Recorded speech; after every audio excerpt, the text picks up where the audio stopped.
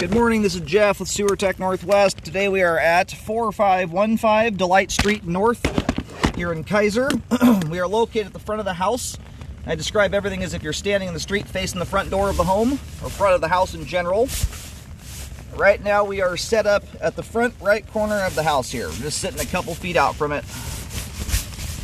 We've got a 3-inch ABS clean out as our point of access.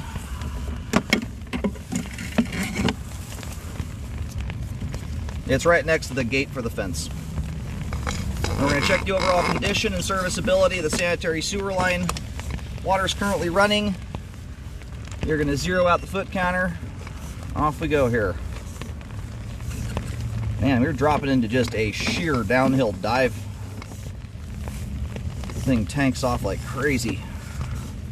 A little bit of standing water at the base of the drop. That's a very common thing with that kind of configuration. Now it's swapping over to concrete pipe that appears to be 4-inch diameter. Let's hope and pray for no root intrusions. Concrete is a fairly susceptible pipe to that, unfortunately.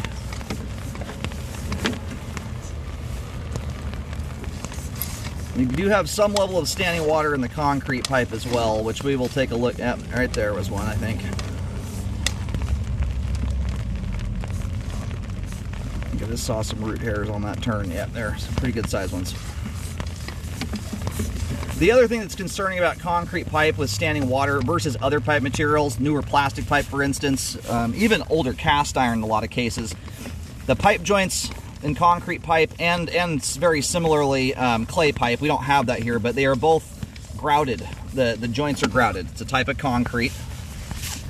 Over years and years of expansion, contraction of the soil, and just simple wear and tear, that grout gets worn out. The joints end up getting exposed to the ground. It's the fate of almost every concrete line out there, assuming the concrete pipe itself doesn't wear out before the joints do. Anyway, once the joints become exposed to the ground, hydro erosion takes place. The joints allow groundwater and dirt to seep through, which causes the support underneath the sewer line to get eroded out from underneath it, and you get progressive settling that takes place. So anyhow, it looks like we've hit the main here at about 32 feet. Yeah, like in fact, I think we're hooking into a manhole here. We're gonna go locate that really quick here while the line drains off, and then we'll back the camera out. But when it comes to a line of this age, especially when I've got settling issues, at least appears to be, we had a bunch of toilet paper hung up in the line that may have dammed the pipe up, so we'll see how things drain out. But when I start seeing settling issues, we've already got a root intrusion. I've been doing this for 13 years. I've cambered almost 25,000 sewer lines at this point. When you get those things in conjunction together, my 2 cents on it is it makes more sense to fully update the concrete than it does to just simply do a spot repair. So we'll see how things look once it drains out, but at the very least the roots should be dealt with so they don't lead to a blockage and a backup. Alrighty, so I located the camera head. The line goes out to the side streets, not the street right in front, the street directly to the right of the home. Again, as you face the house from the street, the line kind of backtracks a little bit. By the time it hits the main, you're lining up more with the side yard, kind of backyard area than anything. There is a manhole right on the edge of the street. This is a really cool setup. Essentially, unless you've got dirt and grass growing over the top of some asphalt at the side of the road, essentially 100% of this line is under dirt. Very unique setup. So as we pull back here, you've got some protrusion. My camera's upside down right now, kind of bottom left-hand corner of the screen. You can see that there's dirt coming to that pipe joint there. So, and especially with a line like this that is I don't know if there's a single inch of this thing is actually under any asphalt or concrete. If it is, it's a very, very minimal amount of it. Same thing there, you got a little bit of dirt coming to the top of the pipe. The stuff in the flow line you won't see generally because the water is always washing it away. So that's what creates that hydro erosion scenario, or at least it can.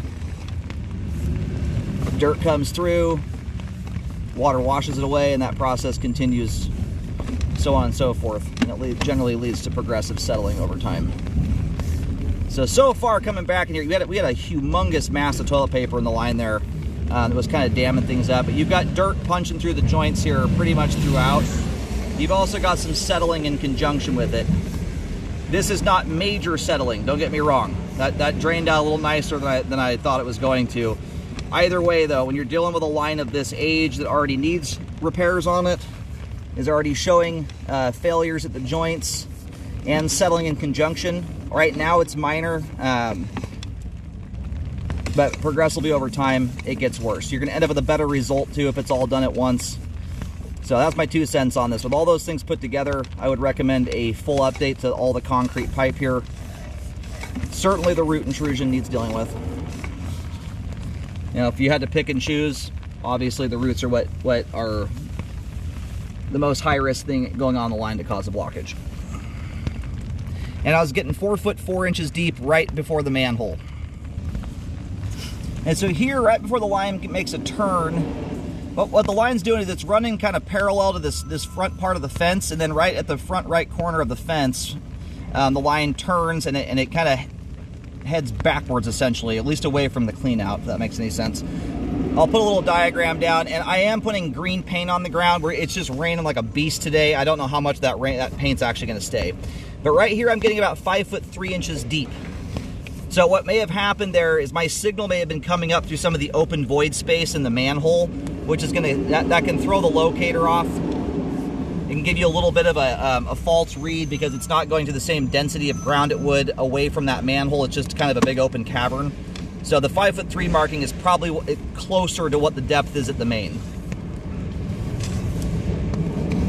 And it's hard to locate on the turn. I'm going to locate before and after it, but the root is right on the turn, just after it. All right, now I'm leaning a little more towards it being in the 4 foot deep realm. I'm getting 4 foot 2 inches deep here.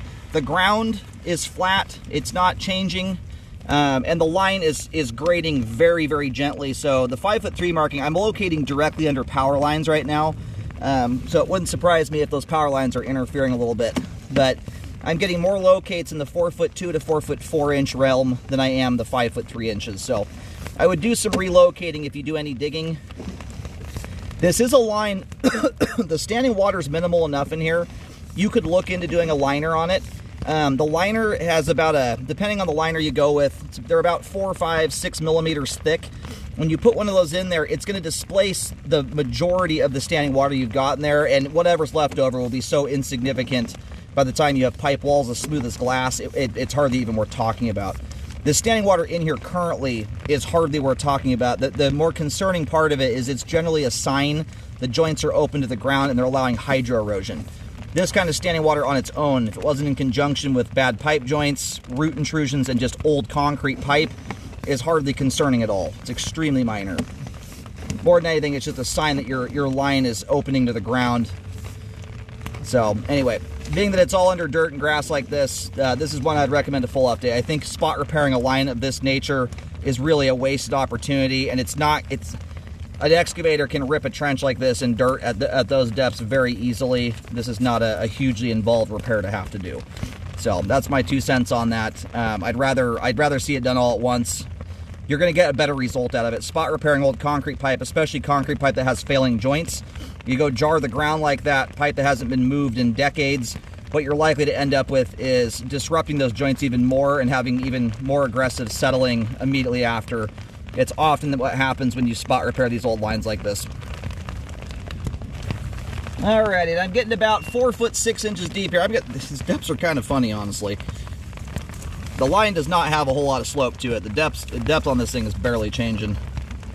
And you can put a steeper angle on this thing if you don't do the nosedive. It's something I would almost recommend doing. It helps to prevent the likelihood of settling too. This nosedive configuration is not ideal. It often results in bellies in the line because it's a whole bunch of depth and grade that is being unutilized. Honestly, in the sewer world, it's kind of a lazy install, to be honest. What's going on though, because the concrete pipe was already there in existence, probably before this house was here. They're just nose diving the line down to get to the depth of the original sewer line so they can connect onto it.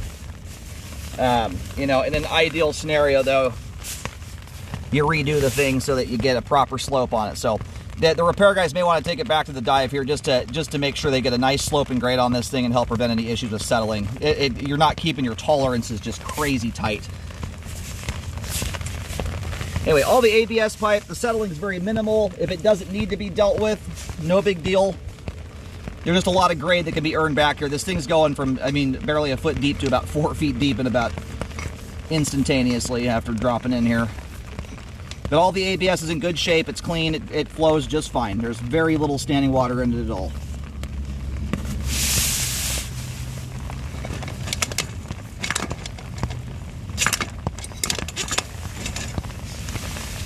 All right, looking good going back to the foundation wall. This is a directional style clean out that doesn't let you go backwards. I generally don't look at a lot of interior pipe, but I do try and look at the stuff going to the foundation, and you're looking good there. So I recommend a full update to all concrete pipe from around 8 feet at the transition out to the main. I highly recommend you rescope the line after the repair is done. It's very important to do that. You want to do that when the trench is closed. I recommend having me back out to make sure everything was up to snuff. If you do get a video from the repair folks, make sure you're seeing the surrounding areas. The trench is closed. You don't have a big gaping hole in the ground. Until that line is buried, everything is in theory. Your line can look perfect, you bury it, and the whole thing bellies out. It happens frequently. So you want to make sure this is getting rescoped at the right time. If no repairs happen for some reason, I would cut the roots out. I would then rescope at 1 year to monitor for root growth and cut as needed. And if you end up just doing a spot repair on the roots, I would recommend rescoping after the trench is closed to make sure you don't end up with a belly. That's a very especially common situation when you spot repair and splice in new pipe into old.